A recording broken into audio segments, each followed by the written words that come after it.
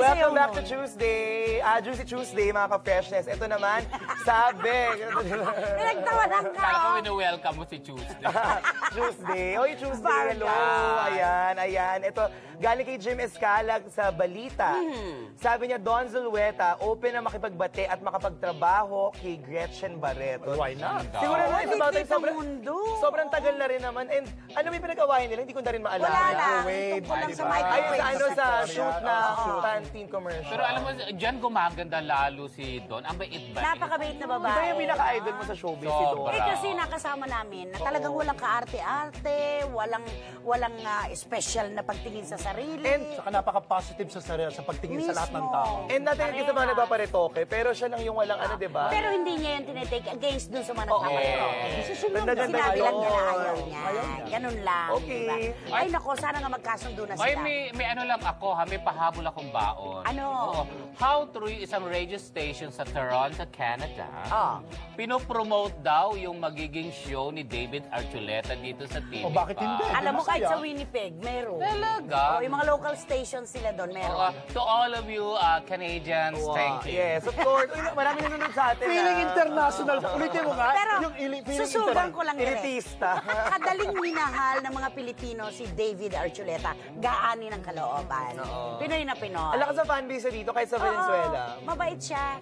Okay, Venezuela. at syempre mga kapatid. Bulacan. Imagine, ha? Doon lang. From Canada to Valenzuela. Paano yung Baliwag, Bulacan? Excuse me, may fancy siya sa Valenzuela and sa Venezuela. Venezuela? Madam Auring! Madam Auring! Ano ba yan? May asin. Sino ka nalala? Sabi kay Madam Auring, palagay kay Miss Valenzuela. Okay, heto na po ang laman ng ating Express Pasabog, Top 1. Express Pasabog Top 1, David Archuleta. Puring-puri ng kanyang direktor. Nagsimula na ang taping ng pinakaabangang teleserye ng international star na si David Archuleta para sa Kapatid Network. Ayon sa batikang direktor na si Mac Alejandre, isang pleasant surprise ang unang araw ng taping ng Nandito Ako dahil sa ipinakitang galing ng American Idol finalist. Kaya naman sigurado ngayon pa lang ay aabangan na ang unang pagsabak na ito sa aktingan ng ating bagong kapatid na si David. Si David Archuleta is a natural actor. Ang unang dalawang eksena namin ay mga dramatic na eksena. At tama ang emotional content. Tama ang puso, tama ang muka, tama ang mata, tama ang kilos. It will be a worthwhile soap to watch out for. Welcome back mga ka-freshness. Ang aking baon ay meron tumawag sa akin na may sinabing balita na nakakaloka. Ano yun? Eto na. Sabi niya kasi, actually sasabihin ko dapat itong BI, pero syempre para mabigyan ng chance tong taong to mag-explain, sasabihin ko na kung sino. Nalinawin. Kasi syempre, sinabi sa akin to ng very reliable source, pero mali mo naman, di ganun ka Reliable yung source. Reliable siya, pero syempre, gusto ko rin magkamali kasi kaibigan ko rin to. Okay, Tungkol go. ito kay Miss Pauline Luna. Okay. Kasi ang sabi niya, di ba may issue with Zaida, with EB Babe Zaida. And sabi sa akin ng source na tumawag na yun, meron daw naganap na enkwentro sa dressing room kasama si Miss Ruby Rodriguez. Okay. Sabi daw ni Pauline Luna kay Zaida, sabi niya, kayo na ba? Kayo pa ba? Ay, sorry, kayo pa ba? Oo. Kasi kami na eh. Ay, May ganon. And kasi, buti nila, di dalawa tayo. yun nga, so, ang sinasabi ng source ko na yan, may mga pang pagpaparinig, pagpapasaring, hindi lang galing Kaya kay Miss umalis Pauline, si Zaida. galing din kay Ruby. Na in-interview si Zaida sa Star Talk, pero hindi niya inamin. Pero meron kasing karelasyon na politiko itong si Zaida, taga San Juan, Batangas. Pero sa lahat ng kwento mo na yan, una, walang katotohanan yan.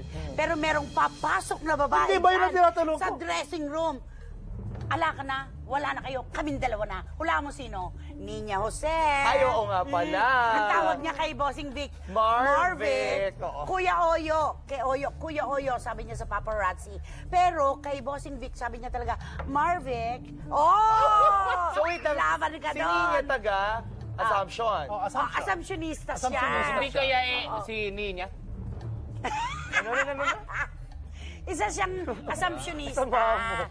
Assumptionista Ba't siya. biglaan naman Marvic, Tapos sabi pa, Marvic? nililigawan ka ba ni Bossing Vic? Sabi ni Zoren, you better ask him.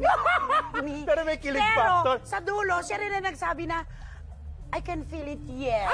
Oh, di ba? Ano sinasabi ni Pauline sa mga ganyan?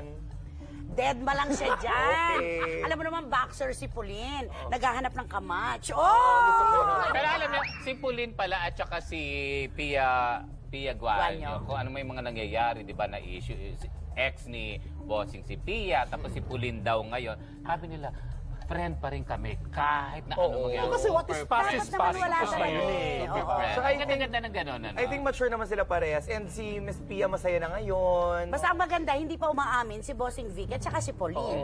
Okay. Pero ina-assumptionista Ni ng Nina. marami na sila na at si assumptionistang Nina. Nina daw. Pero Okay. I'm gonna make bati nila si Joey De Leon. Of course, si Joey De Leon. De And Eileen. Tita Eileen and Tita Flo Eileen, Castanco, hello. I love Okay. you. Ayan. Pinakamagaling magdala ng t-shirt sa buong showbiz, isa lang, Joey De Leon. Bossing Vic, hi! Ang galing niya magdala ng t-shirt. Okay. Go! Blind item na tayo! Siyempre, para kina Elvie Torres, Mama Bing Perez, Tito Manny Garcia, Warren Encarnacion, at sa aking mahal na designer, Lloyd Arceo. Ganda. Maraming salamat. Love Thank the you. color. Love Thank you, the Direk. color. Salamat. Pagawa mo ako ng ganyan mga tatlong kulay. Manawagan ka, sige. Lloyd Arceo. Ay, Arceo, mahal kita. Gawa mo nga ako ng mga outfit. Kung may kalaban na si Gladys sa XB. Siyempre, Villanueva. Happy birthday to Tita Esther Garcia. Okay. Vicky Reyes. Halika na. Bella Habang Maria Group, thank you so much. Habang Grabe nagpapasalamat to. Ano ba tayo to? sa FRM2 in Green Hills Benz. Tita Joy Season, thank you. And Dr. Okay. Steve Marker kulay for my ng Ay, show. ang ganda. Ay, oo nga. Total Ang ganda. design. Ganyan. Diba? Okay. Dr. Spanish Pekalan Pepsal. Okay, istorya ito ng dinuro-duro ng kahoy, di ba? Okay. Ayan, okay. May, Yung kahoy si Aljur, sabihin na natin. pero hindi siya, ano. Pero ito, may jowa pala. Pag ito pala mag-jowa, pag nagkakwentuhan, kasi dansur yung ano. Dancer ako. Dancer Dansur yung yung jowa. boyfriend. Oo, nagsasayaw silang dalawa. Paano? Kunwari, Saan ka nang Oh, galing? love, kamusta na? Alam mo ba? Wala. Alam mo ba? Hanggang ngayon, hindi ako binibigyan ng project. Ay, talaga, wawa ka naman Pagkatapos eh. ko duru-duruin. Pagkatapos ko Ano sabi ng kahoy sa'yo? Dito ka. Eh, di ba nung one time, dinuro doon? Maliit yung babaeng yan, di Di ba ba? minsan Sing tayo. dinuro-duro ako. Tapos, nawala na ako ng project kasi nga Ay, hindi wawa ka natuloy. naman. So, ano gagawin natin? 5 years na tayo. Ano parang gawin wala natin? na. Perfect juicers Wala kang para sa project. inyo to. Sumayo na lang tayo, So, babe. para ang Oo. feeling ko nga, ocean deep na ako. Teka muna, Ano gagawin sandali. natin? Alam mo, I feel it, la-ocean ka na. Alam mo, kaya ni Direk sagutin niya. Direk sayawan mo nga. Sino ba yan? Sino ba yung sinasabi ba? Tara, direct! Ay, magbigay ka naman ng clue. Bulong muna natin bago tayo magbigay ng clue. Ay, nako, maliit na babae ito. Siya yung, Na nagkampiyon sa isang reality show. siya yung sinong ni Aldo. Nung nililok. Di ba? na Mag-uukit. Basta siya rising Siya ang star. sinisi na dahil na Nag-flop. Ay, hindi siya rising sa falling star. Di pwede pa kanan, di ba, rise? Okay. Rise to the top. Ay, nako, Nalaglag. dahil Cecilia Say. Nako, ang sarap-sarap po ng gabing ito para sa ating lahat. Hanggang bukas pong muli dahil... Ito ang huling gupit ng mga chikahang nag-iinit. Tada, ang hirit.